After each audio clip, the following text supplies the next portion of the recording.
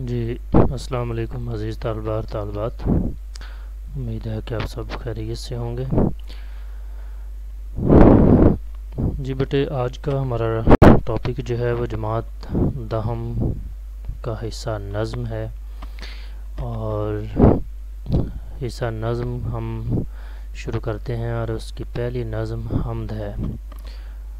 تو حمد جو ہے وہ لکھی ہے حفیظ جالندھری نے، جو کہ 1900 میں جالندھر میں پیدا ہوئے اور 1982 میں وفات پا گئے۔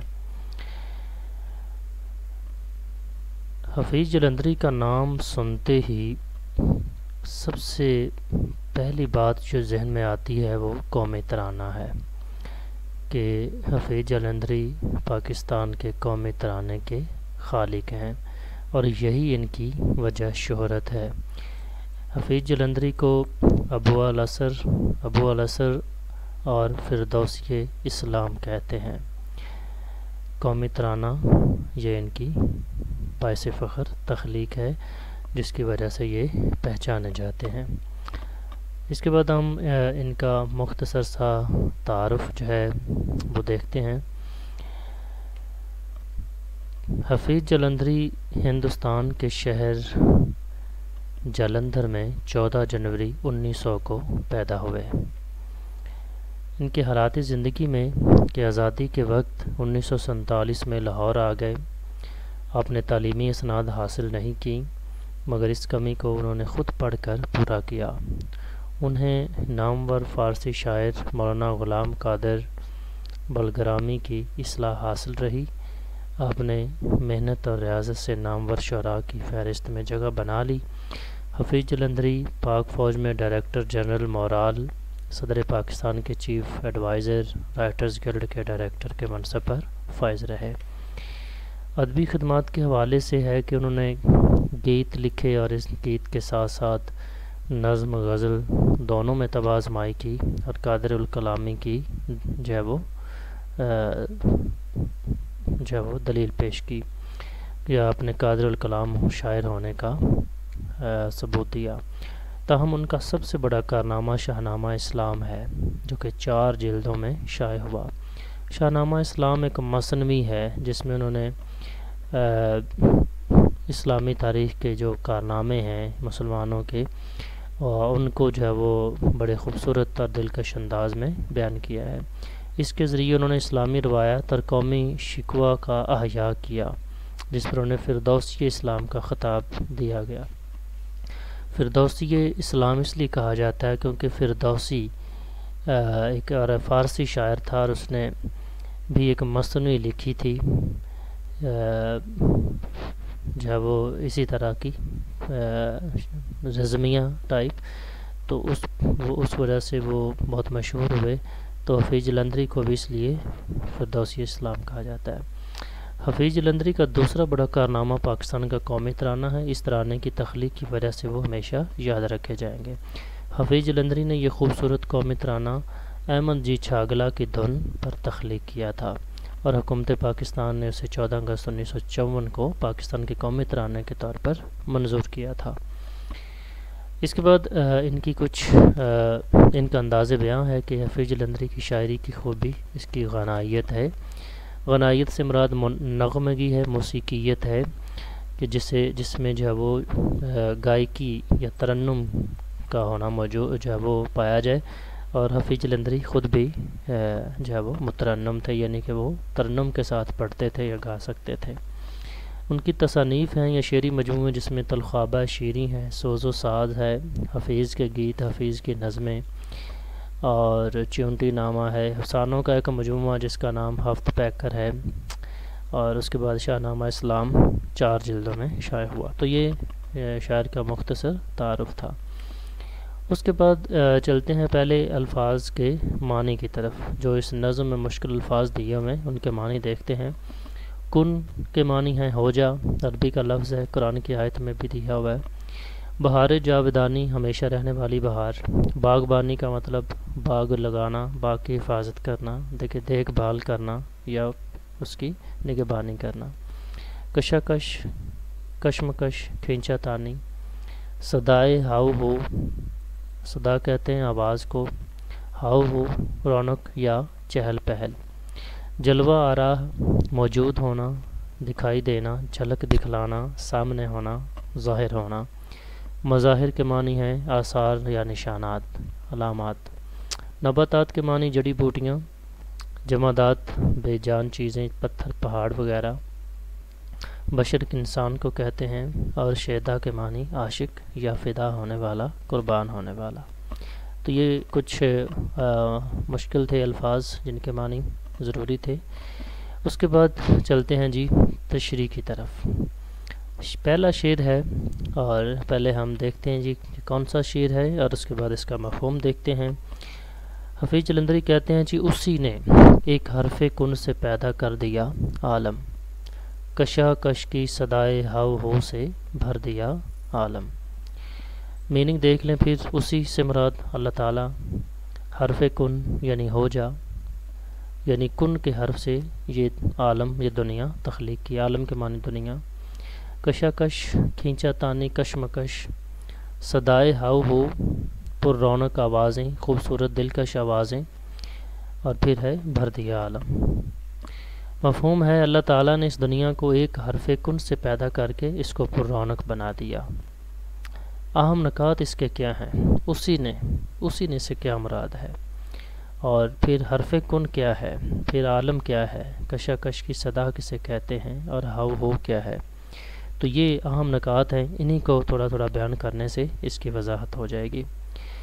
اسی نے سے مراد یہاں حرف جو ہے وہ اس میں ضمیر ہے، یعنی اللہ تعالیٰ کی ذات کے لیے اسی نے کا لفظ استعمال ہوا، یعنی اسی نے مراد اسی اللہ نے اس کائنات کو تخلیق کیا، یعنی بنیادی طور پر اس کائنات کی تخلیق کا مضمون جو ہے وہ حفیظ جلندری نے بیان کیا ہے شعر میں، کہ اللہ تعالیٰ نے اتنی بڑی کائنات کو، کہ 7 زمینیں اور اتنے ہی آسمان، اور پھر بغیر چھت کے آسمان، اور پھر زمین، اور زمین کے اوپر جو ہے وہ مختلف طرح کی مخلوقات، چرند پرند، حیوانات، جمادات، نباتات، سب کچھ کیسے تخلیق کر دیا، اس کا انہوں نے یہاں جواب دیا کہ یہ اتنی بڑی کائنات کو اللہ نے صرف ایک حرف کہہ کر تخلیق کیا، اور وہ حرف کون سا تھا؟ کن۔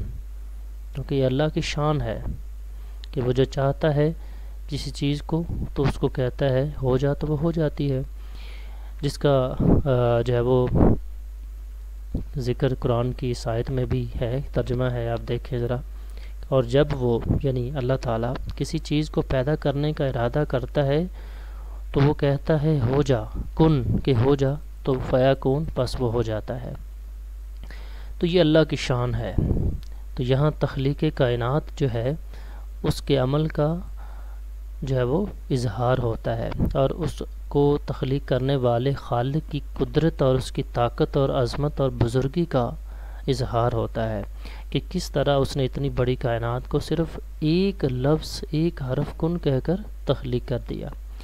اور تخلیق کرنے کے بعد پھر کیا ہوا کہ اس نے اس کائنات کو تخلیق کرنے کے بعد یوں ہی نہیں چھوڑ دیا، بلکہ اس کائنات کو مزید خوبصورت بنانے کے لیے، پرکشش بنانے کے لیے، دلکش بنانے کے لیے اس کے لیے مزید سامان پیدا کیا۔ بالکل اس طرح جیسے آپ دیکھتے ہیں، ایک اگر کاپی پر آپ کوئی ایک ڈرائنگ بناتے ہیں، ایک سکیچ اس کا خاکہ بناتے ہیں، بے شک ایک گھر کا ہے، جھونپڑی کا ہے، تو جب آپ پین سے ایک خاکہ ایک جھونپڑی کا بنا دیتے ہیں تو وہ تخلیق تو ہو گئی، لیکن اس کے بعد آپ کے ذہن میں اگلا سوال یہی ہوگا کہ اب یہ دلکش نظر آئے، خوشگوار نظر آئے، دلکش نظر آئے، پرکشش نظر آئے، تو اس کے لیے کیا کریں گے؟ اس میں آپ رنگ بھریں گے۔ تو یوں سمجھیے کہ اللہ رب العزت نے بھی اپنے اس کائناتی سٹرکچر کو یا کائناتی ڈھانچے کو پرکشش بنانے کے لیے اس میں پھر رنگ بھرے، اور رنگ کس طرح سے بھرے؟ مختلف طرح کی مخلوقات پیدا کر کے، وہ مخلوقات جو مختلف طرح کی بولیاں بولتی ہے، مختلف طرح کی آوازیں لگاتی ہے، مختلف طرح کے اپنے اپنے انداز میں اسی رب العزت کی جو ہے وہ حمد و ثنا بیان کرتی ہے۔ تو اس سے کیا ہے کہ اس دنیا کی جو جاذبیت تھی، دلکشی تھی، وہ بڑھ گئی، اور یہی جو ہے وہ اس کا کارنامہ ہے کہ اس نے اس کائنات کو بنانے کے بعد اس کو مزید دلکش اور خوبصورت بنانے کے لیے طرح طرح کی آوازیں، طرح طرح کی بولیاں بولنے والی مخلوقات جو ہے اس کو اس دنیا سے بھر دیا۔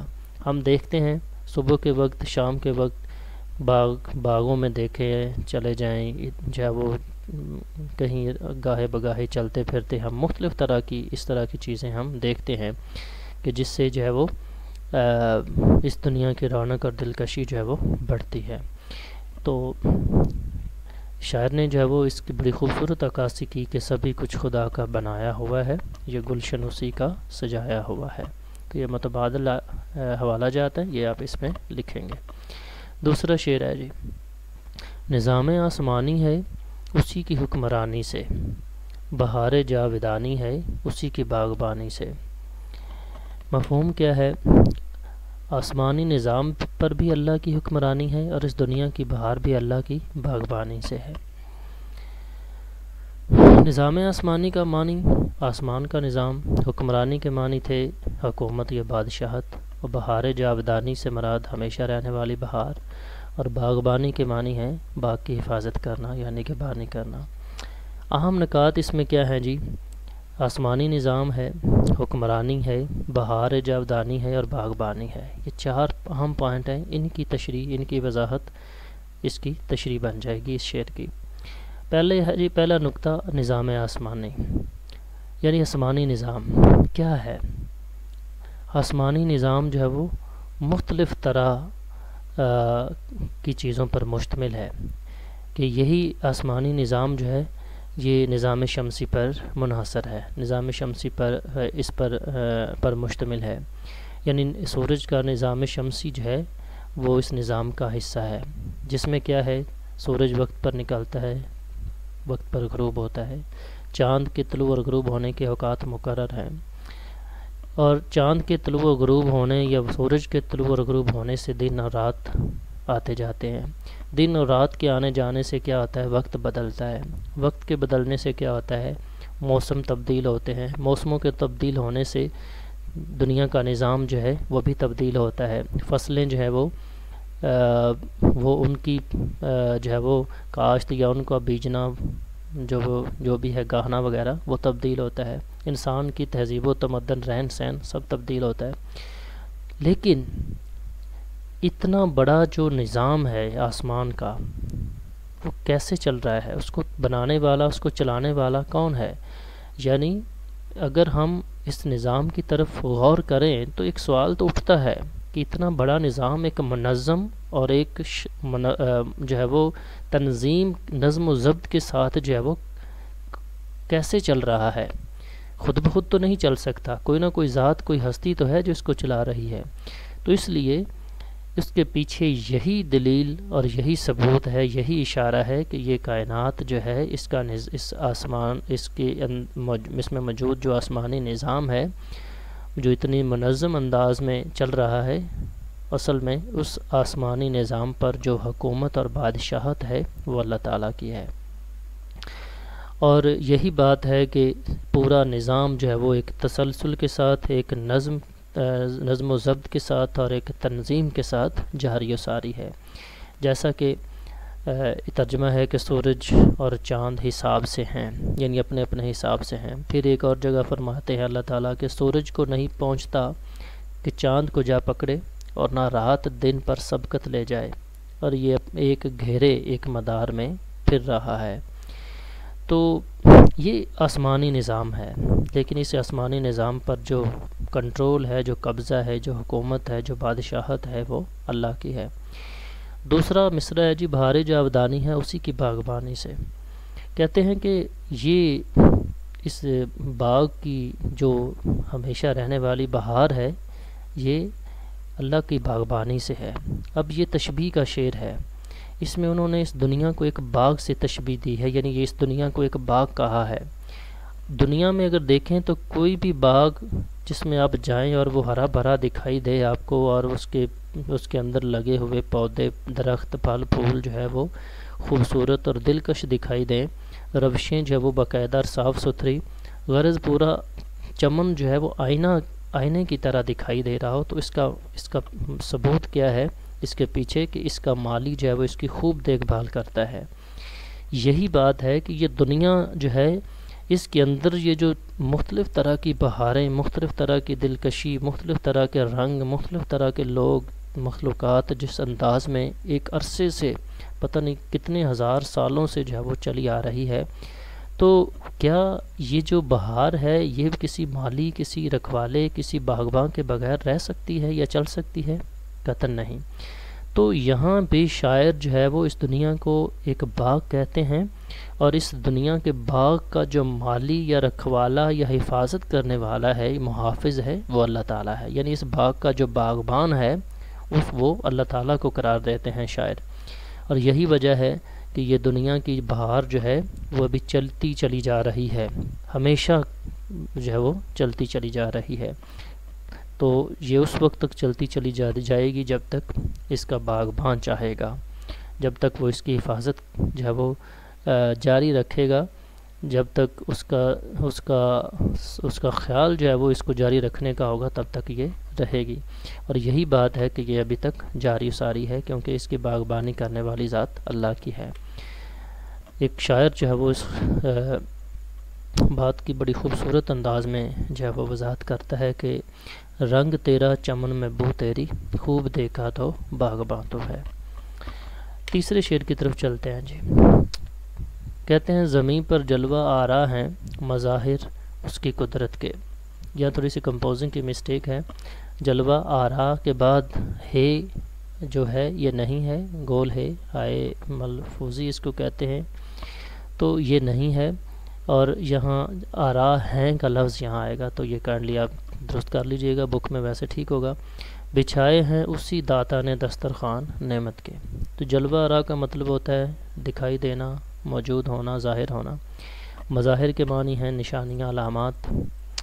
بچھائے ہیں یعنی اس نے تقسیم کیے ہیں، پیدا کیے ہیں۔ داتا کا مطلب معنی ہے دینے والا، عطا کرنے والا۔ دسترخوان نعمت، تو یہاں دسترخوان نعمت کے لفظ آنا تھا، یہ بھی کمپوزنگ کی مسٹیک ہے، تو اس کو آپ درست کر لیجئے گا۔ تو دسترخوان کا مطلب ہوتا ہے کھانے پینے کی جگہ یا کھانا کھانے کی جگہ۔ مفہوم کیا ہے؟ زمین پر اللہ تعالیٰ نے اپنی قدرت کے اظہار کے لیے بے شمار نشانیاں پیدا کر کے اسے بے شمار نعمتوں سے بھر دیا ہے۔ اہم نکات کیا ہیں؟ جلوہ آ رہا ہے، کیا ہے؟ مظاہر، داتا اور دسترخوان نعمت۔ دیکھیں اللہ تعالیٰ نے اس کائنات کو تخلیق کیا، اور تخلیق کرنے کے بعد جیسے ہم نے پہلے شعر میں پڑھا کہ اللہ نے بے شمار چیزیں اس میں تخلیق کیں، لیکن یہ تخلیق کرنے کے بعد اس میں جو بے شمار چیزیں تخلیق کیں وہ کس کے لیے تخلیق کیں؟ تو اس کا جواب ایک ہی ہے کہ اللہ تعالیٰ نے یہ چیزیں صرف انسان کے لیے تخلیق کیں، کیونکہ انسان اشرف المخلوقات، خلیفۃ اللہ ہے، نائب ہے، تو اس لیے اس انسان کو اس دنیا میں بھیجا گیا، اسے بارے رحمت جو ہے وہ دیا گیا، اور قرآن کی شکل میں احکامات اپنے نافذ کیے گئے، اور ساتھ ہی جو ہے وہ اللہ نے اس کے دنیا میں رہنے سہنے کا جو انتظام و انصرام ہے وہ بھی پیدا کر دیا۔ تو اگر انسان جو ہے وہ اللہ تعالیٰ کی ذات کو دیکھنا چاہے، اس کی قدرت کا اظہار دیکھنا چاہے، تو اس دنیا کائنات کی ہر چیز میں جو ہے وہ اللہ کی قدرت کی جھلک موجود ہے۔ یعنی رب العزت نے اس کائنات میں جتنی چیزیں، جتنی مخلوقات تخلیق کی ہیں، ان میں ہر ایک میں اللہ کی قدرت کی جھلک جو ہے وہ دکھائی دیتی ہے۔ اور یوں سمجھیے کہ اس کائنات کی ایک ایک چیز جو ہے وہ اللہ کی قدرت کی مظہر ہے، اللہ کی قدرت کی علامت ہے، نشانی ہے، کیونکہ قرآن میں ہے نا کہ اللہ تعالیٰ نے جو ہے وہ اس دنیا میں اپنی جو ہے وہ اظہار کے لیے بہت سی چیزیں جو ہے وہ تخلیق کی، یعنی عقل والوں کی اس دنیا میں بہت سی نشانیاں ہیں۔ تو اس لیے جو ہے اللہ تعالیٰ نے اس کائنات میں جتنی تخلیق کی ہیں چیزیں وہ اس کی قدرت کی نشانیاں ہیں۔ دوسرا مصرع بچھائے ہیں اسی داتا نے دسترخوان نعمت کے۔ تو اللہ تعالیٰ نے جو ہے وہ جہاں دوسری اتنی چیزیں تخلیق کیں، وہاں اس نے اپنے نائب کی ضروریات کو پورا کرنے کے لیے، یعنی انسان کی ضروریات کو پورا کرنے کے لیے مختلف رنگوں کی، مختلف حجم کی اور مختلف خوشبوؤں کی، مختلف ذائقوں کی اشیاء، نعمتیں، چیزیں تخلیق کیں۔ تو اس کا مقصد جو ہے وہ تخلیق کرنے کا کہ انسان کی جو ہے وہ زندگی گزارنے کا انتظام کرنا تھا۔ تو اس لہٰذا یہ اللہ تعالیٰ سب سے بڑا داتا ہے، عطا کرنے والا ہے، جو مختار کل ہے، جو رازق ہے، خالق ہے، جس کے بارے میں ہے کہ ان اللہ یرزق من یشاء بغیر حساب، وہ جس کو جتنا چاہتا ہے رزق عطا کرتا ہے۔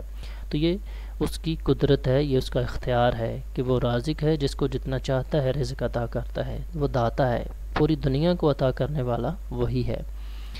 تو اسی قدرت نے، اسی داتا نے اپنی قدرت کے اظہار کے لیے بے شمار چیزیں اس میں تخلیق کی ہیں اور انسان کو بے شمار نعمتوں سے نوازا ہے، جس کے بارے میں قرآن میں وہ فرماتا بھی ہے کہ اگر تم میرے نعمتوں کو گننا چاہو، ان کا شمار کرنا چاہو تو نہیں کر سکو گے۔ تو متبادل میں آپ دیکھیں کہ ایک شاعر کہتے ہیں، بنائے اپنی قدرت سے زمین و آسماں تو نے، دکھائے اپنی قدرت کے کیا کیا نشان تو نے۔ اسی طرح جو ہے وہ ایک شاعر اللہ رب العزت کی بزرگی بیان کرتے ہوئے کہتے ہیں کہ لاکھ پردوں میں ہے تو بے پردہ، 100 نشانوں میں بے نشان تو ہے۔ اس کے بعد ایک اور قرآنی آیت ہے کہ جس میں ہے، اس میں میوے اور غلاف والی کھجوریں ہیں، یہ نعمتوں کے بارے میں، دسترخوان نعمت کی جو تشریح آپ کریں تو یہ آیت اس میں لکھیں، اور بھوس کے ساتھ اناج اور خوشبو والے پھل، تو اے جن و انس تم اپنے رب کی کون کون سی نعمتوں کو جٹلاؤ گے۔ اس کے بعد ہے جی شعر نمبر 4، یہ سرد و گرم، خشک و تر، اجالا اور تاریکی، اجالا لفظ ہے، الف ڈالیے گا، نظر آتی ہے سب میں شان اسی کی ذات باریکی۔ تو مشکل الفاظ جو ہے وہ دیکھیں، سرد و گرم کا مطلب سردی اور گرمی کا موسم ہے، خشک و تر کا مطلب خشکی اور تری یعنی خشک زمین اور سمندر، تری کا مطلب گیلی جگہ یعنی سمندر، پانی والی جگہ، اجالا روشنی، تاریکی کا مطلب اندھیرا۔ تو ذات باری مراد اعلیٰ ذات، اونچی ذات مراد اللہ تعالیٰ کی ذات۔ مفہوم ہے جی سردی، گرمی، خشکی و تری، اجالا اور تاریکی سمیت ہر چیز میں رب العزت کی ذات کی جھلک نظر آتی ہے۔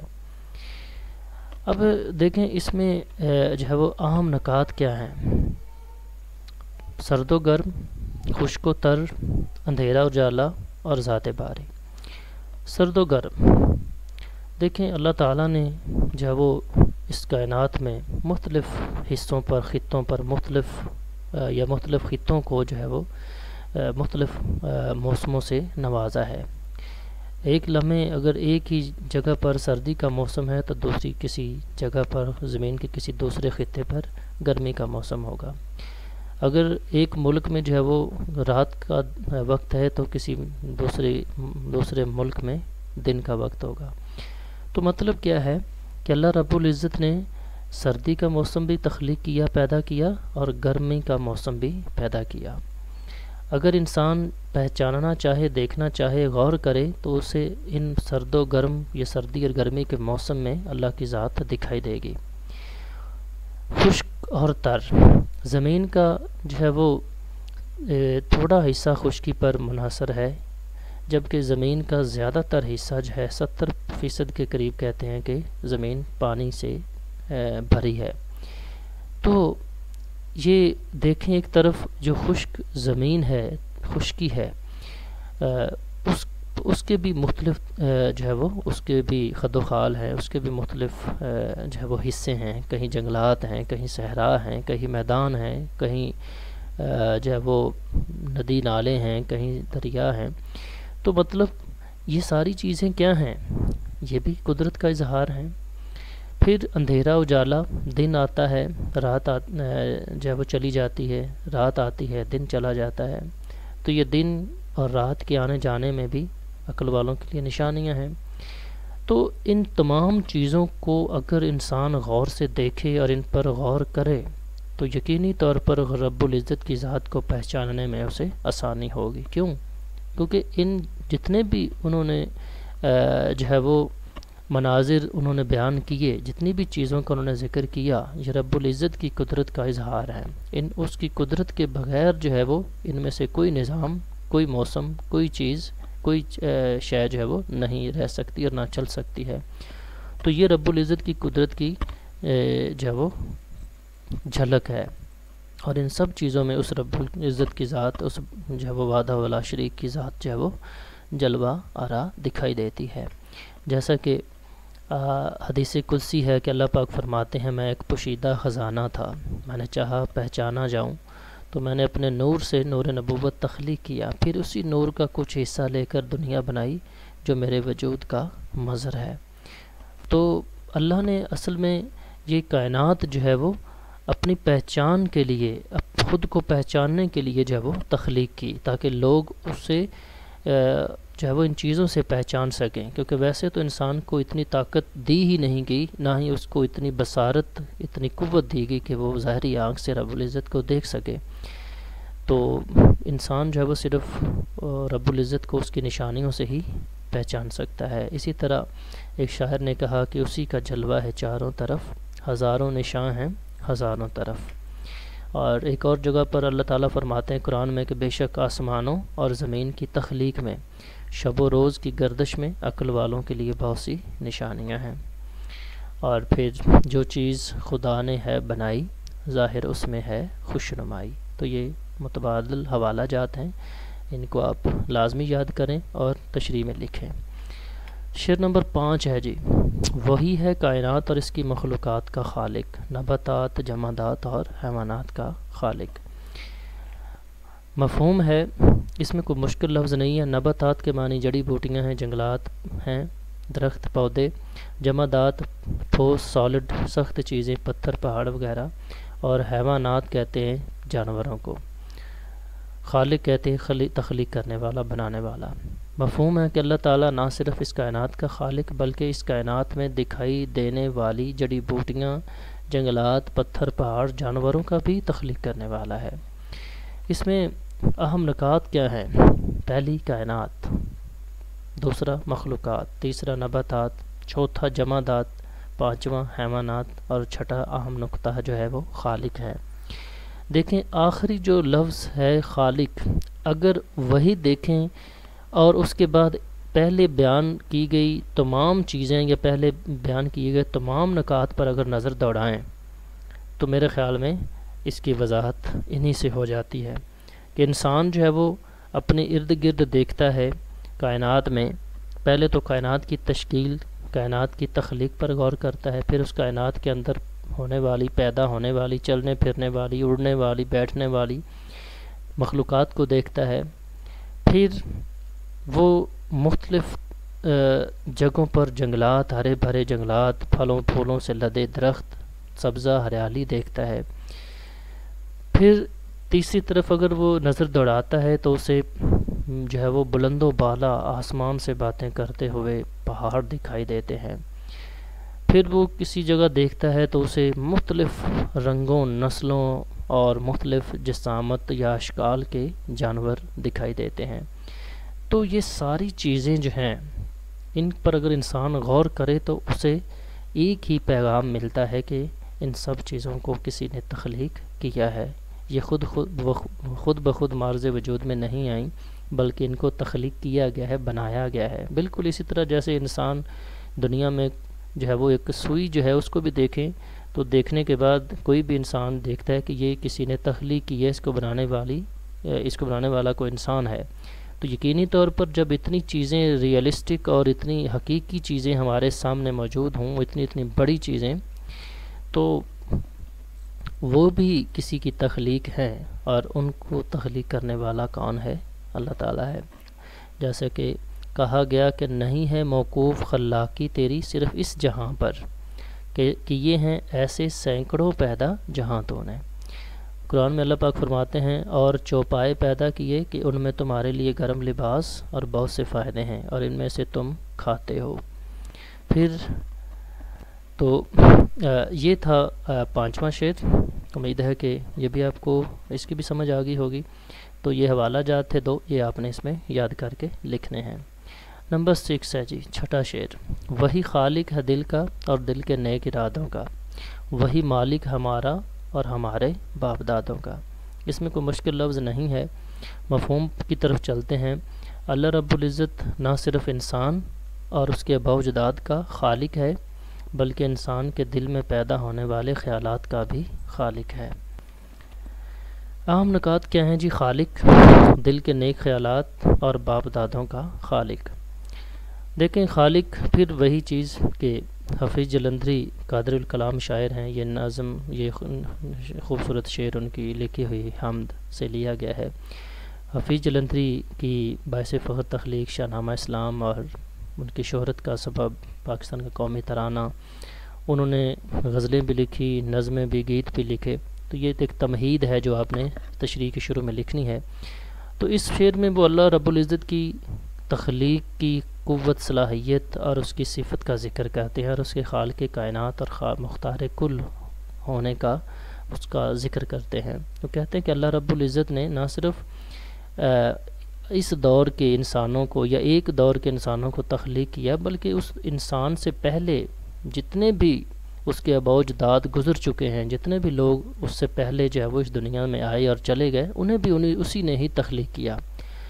جیسا کہ قرآن کی ایک آیت ہے کہ دوسرے والی ذرا دیکھیے گا، تیسرا، کہ اے لوگو بندگی کرو اپنے رب کی جس نے تم کو بھی پیدا کیا اور ان کو بھی جو تم سے پہلے گزر چکے۔ تو اس لیے یہ قرآن کی آیت میں اللہ نے بتا دیا کہ تمہیں بھی میں پیدا کرنے والا ہوں، تم سے پہلے جو لوگ چلے گئے ہیں ان کو بھی میں نے ہی تخلیق کیا۔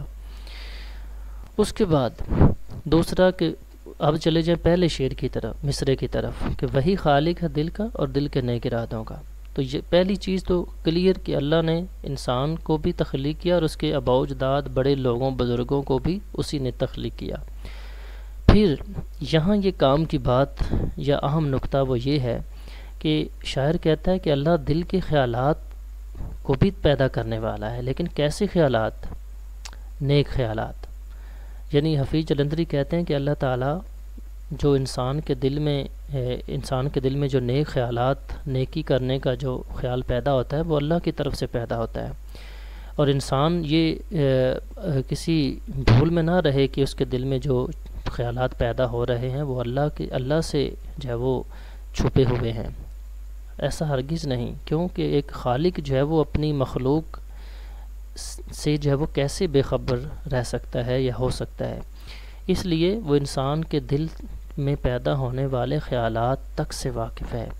قرآن کی ایک آیت ہے جس میں یہ دیکھیں آپ، حوالہ جات کے نیچے پہلا لکھا ہوا، اور خوب جان لو کہ اللہ تعالیٰ آدمی اور اس کے دل کے درمیان حائل ہو جاتا ہے۔ تو یہ اللہ کی قدرت ہے کہ اس نے انسان کو تخلیق کیا تو وہ اس کی ایک ایک صفت، ایک ایک رگ یا ایک ایک اس کی حرکت سے واقف رہتا ہے۔ تو اس لیے اس نے نہ صرف انسان کو تخلیق کیا بلکہ اس کے دل میں پیدا ہونے والے نیک خیالات بھی اسی کی طرف سے پیدا ہوتے ہیں۔ ایک اور ریفرنس اس میں آپ لکھیں، تیری سنت کے سانچے میں ڈھلا ہے پیکر ہستی، سمویا اپنے ہاتھوں سے مزاج جسم و جاں دونوں۔ آخری شعر کی طرف چلتے ہیں جی، جو کہ 7واں شعر ہے، اور یہ آخری شعر ہے، مقطع نہیں ہے کیونکہ اس میں شاعر کا تخلص نہیں ہے۔ کہتے ہیں بشر کو فطرت اسلام پر پیدا کیا جس نے، محمد مصطفیٰ صلی اللہ علیہ وسلم کے نام پر شیدا کیا جس نے۔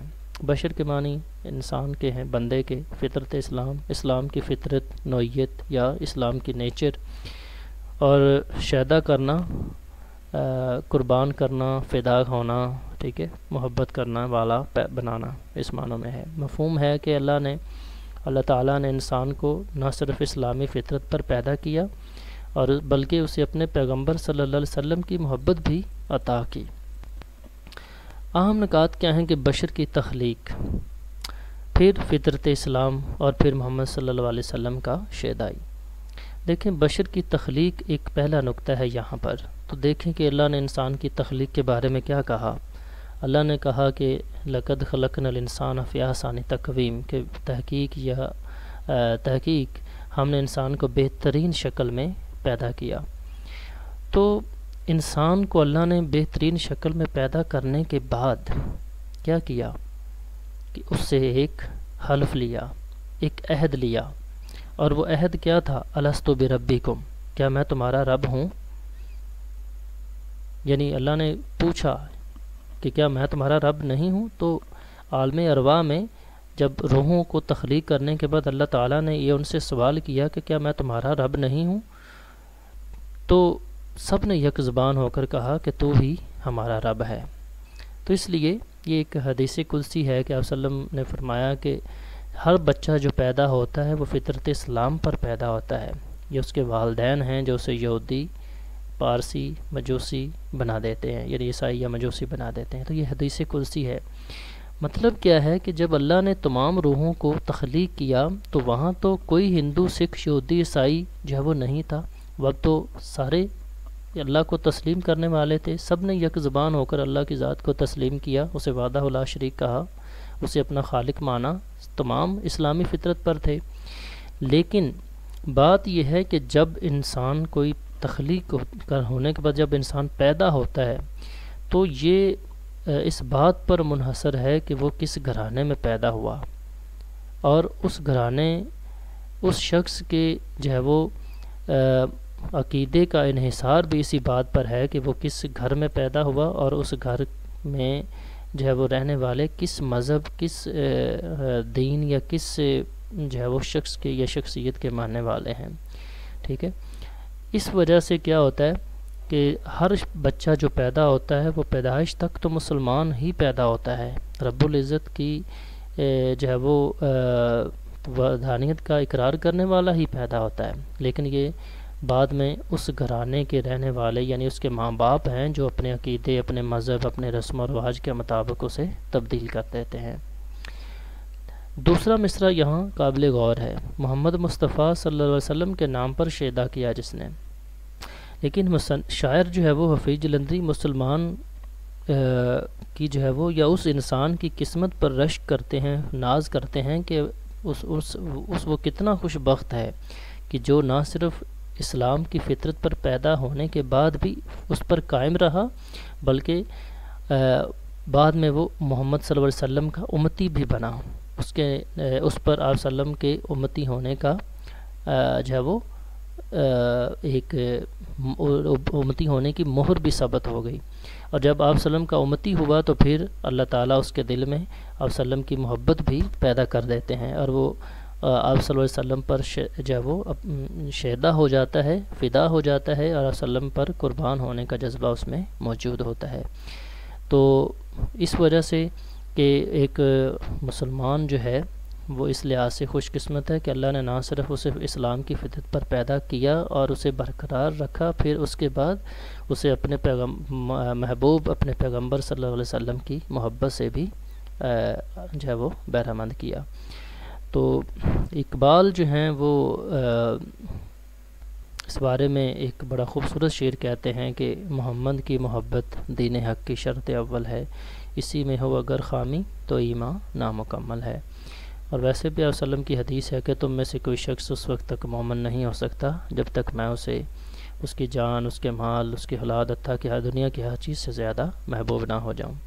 تو اللہ نے بھی جو ہے وہ قرآن میں یہ کہا کہ اس دنیا کی میں اس دنیا کی کوئی چیز تخلیق نہ کرتا اگر آپ صلی اللہ علیہ وسلم کو تخلیق نہ کرنا ہوتا یا ان کو تخلیق کرنا مقصود نہ ہوتا۔